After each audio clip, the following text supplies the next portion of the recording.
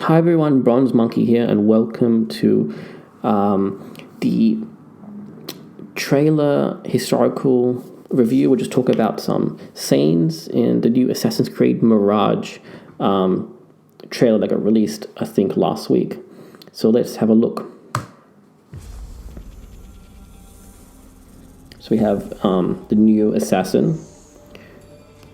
Or he wasn't a new assassin, he was there in the last game. Basim. Are you ready to give up who you once thought you were? I am. So first things first off, you can see over here, if you're familiar with Middle Eastern culture, that is a carpet that was used, that is still produced to this day. You can tell by the intricate designs over here. What's unique about these carpets is that for Turkic and Mongol cultures, or cultures in the steppe nomads, up until Parthian times, the examples of these carpets can be found all the way through to Siberia. You see these designs in Armenian, Turkic, some Greek cultures. You see Byzantine designs in some Anatolian carpets as well. But they're used for a whole lot of things, from horse riding, carrying, made into bags, made into saddles.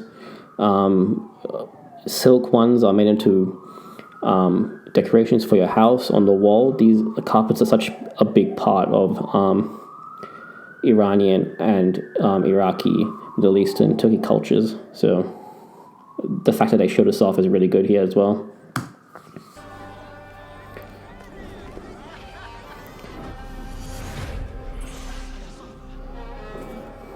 So if we rewind just a little bit here, the game takes place in the 9th century Iraq during the Umayyad Caliphate. And during this time, this was considered the zenith, or one of the highest peaks of early Islamic culture. Over here, this evidences a book on what I believe would be animal sciences or sciences, but you can see many types of real world examples of historical treatises that were created back then, works on machines, automatic machines. They had works on translating old Greek works as well. But this was an era at the height of science in the Middle Ages, of course.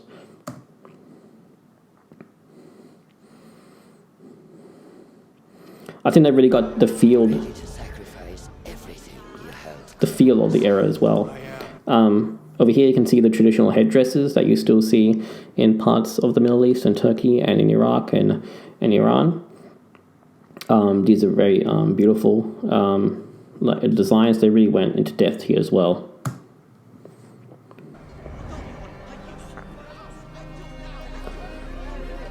So this is Basim as younger, I think.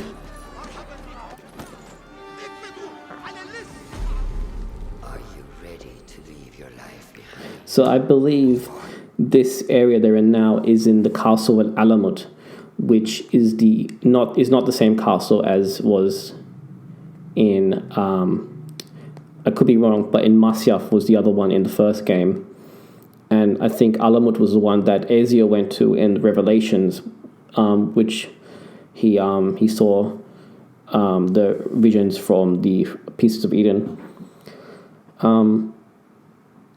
This castle was destroyed by the Mongols in real life, in history, and it's still ruins are still visible today in Iran.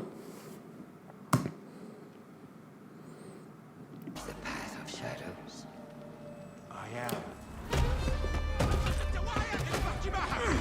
I just want to say that I'm glad they brought back the traditional Assassin's Creed games from the first few. The 170-hour Assassin's Creed games were like getting a bit boring. I don't know how many of you have completed the latest one, Valhalla. I think of the 3 new ones that came out recently, my favorite was the Egyptian one. It just felt it had a lot more polish to it as well, in my opinion. So I want to stop right here. You can see that a lot in this time period. We notice and we can see a lot of Islamic weaponry being straight, because it was during this era that Turkic warriors were brought in from the steppes.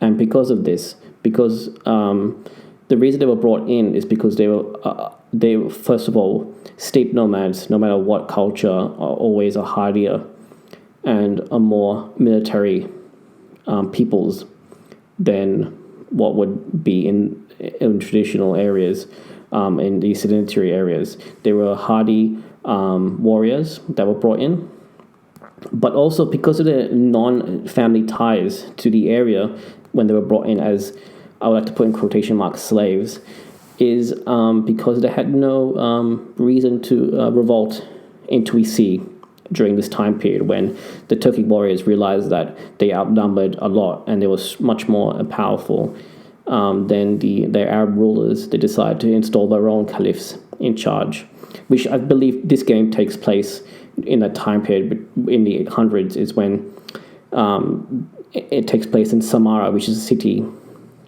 created just for these Turkic gulams who were brought in to fight the wars for the Umayyad Caliphate. So this character right here, he might be a Ghulam soldier or just a normal Bedouin infantryman. But you can see the straight sword here, which was typical of the era before the arrival of the Turkic warriors, who were introduced into society and brought their weapons and battle cultures and tactics with them. The more curved swords, the Turco-Mongol Saber, for example, was brought in from during this time period. As you can see, it's a more straight sword, and typical of the area is like a hooked pommel over here, and a straight blade either tapered at the end, or as it is in this case here, or straight like a normal European, a straight sword.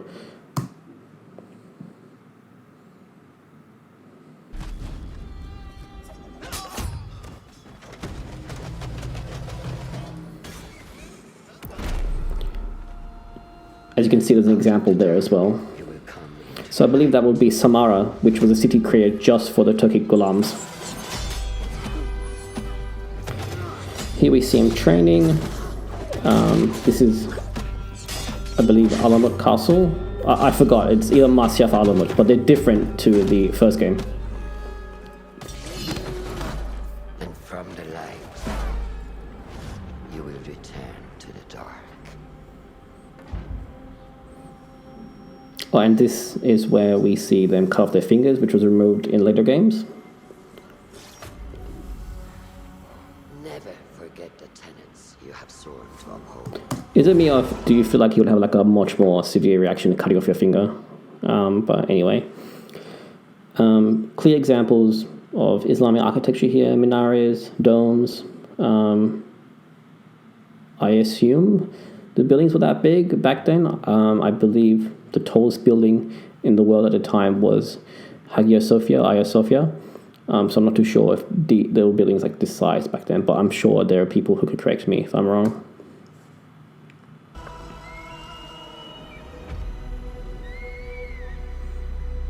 Stay your blade from the flesh of the innocent.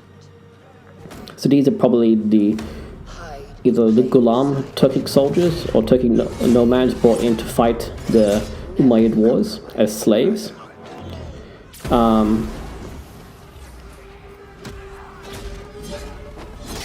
There you can see the straight sword and the small shields, typical of the era for these the Umayyad Islamic armies.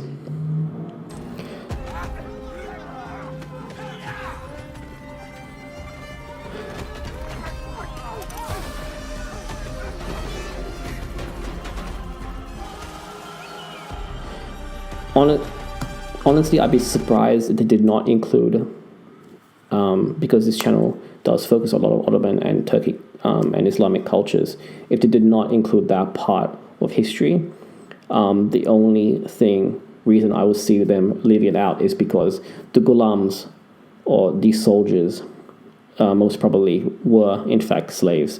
They were treated much better than American chattel slaves, of course. They were slaves only basically in name, that they belonged to a leader of a household who would feed them, pay them, give them weapons, allow them to marry, but marry mainly within their Turkic cultures to have more warriors, which they believed were of a superior bloodline from the steppe nomads.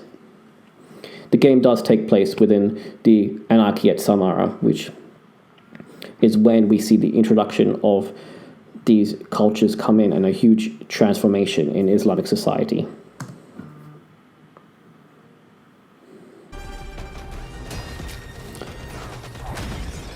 We do see the introduction of, I believe this would be gunpowder or bombs. We do know that gunpowder did originate from China, and I'm not too sure if there were these type of bomb type weapons during this time period, but because Iraq does lie within Silk Road trade routes, or is one of the major areas where you would be a recipient of trade from China, it is not unusual to assume bombs or gunpowder coming in from China, or the techniques and everything. The only thing that stopped the development of guns, I believe, in the first period is because, first of all, they were using them mainly as fireworks or rocket type weapons, and the inefficiencies of gunmetal in the back then in the time period. So probably there was bombs back then, but I can't say for sure. I have to do some more research into it.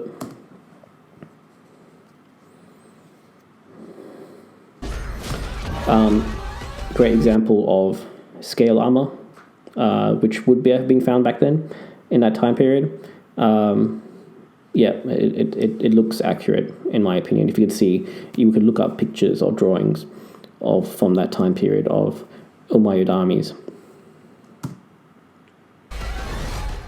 From this day forward, you are.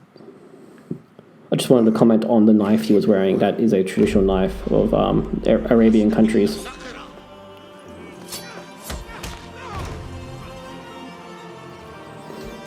I think that's the mask from Odyssey. The Odyssey type Assassin's Creed games, the Children of Kronos or whatever it was called.